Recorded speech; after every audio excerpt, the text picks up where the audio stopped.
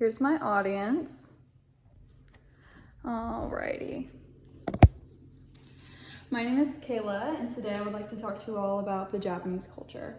So 36 years ago, my dad went to Japan with his family, and they came back with my uncle. They adopted my Uncle Andrew from Japan, and so because of that, I've always taken such a deep interest in Japanese culture. There is such a vast difference between American culture and Japanese culture, and we see this through daily rituals, religion, and business culture.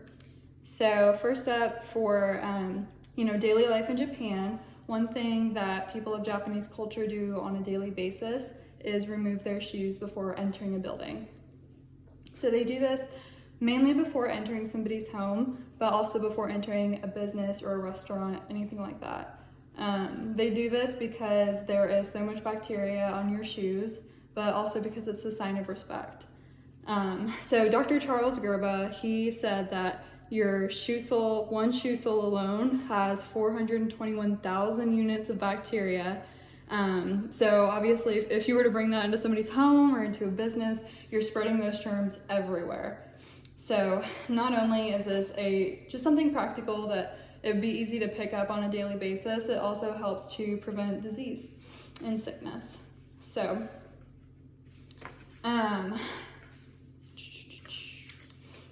another thing that people of Japanese culture do daily is practice mindful eating. So mindful eating is, they have a saying that basically translates to only eat until you're 80% full. So this is a good way to prevent yourself from overeating, which can, prevent sicknesses down the road. But an interesting thing about Japan, they have the highest life expectancy than any other country in the world. So they have a higher amount of people per capita over the age of 100 than anywhere else in the world. So this can be attributed to their diet, can be, because of the shoe thing, but they practice, like I said, the mindful eating. So their daily diet consists of a lot of fresh seafood. So fish is very high in omega-3 fatty acids, which is linked to lowering heart disease and, reduced risk of certain types of cancer. And then they also drink green tea every day, which is linked to reduced inflammation.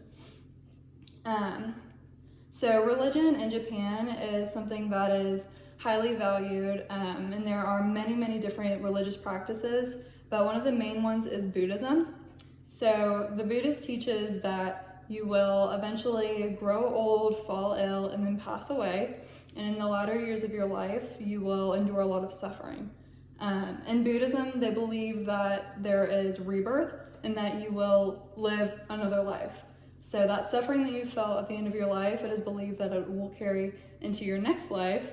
And the only way to really get rid of that suffering is to gain a new perception of reality.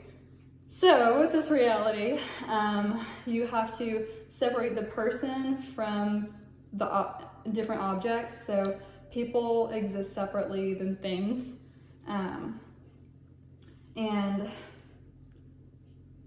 Let's see.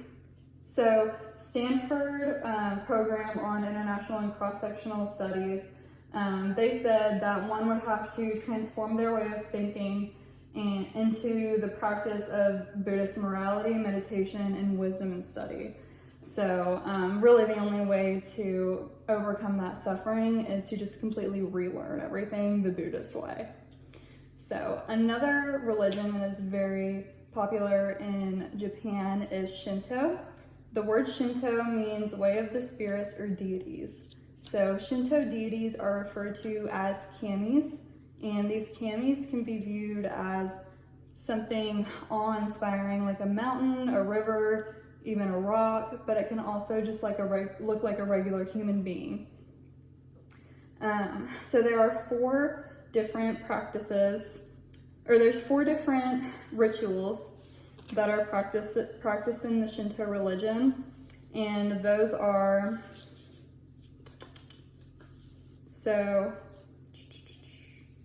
So it starts with purification, and then it's an offering, a recitation, and then a concluding meal.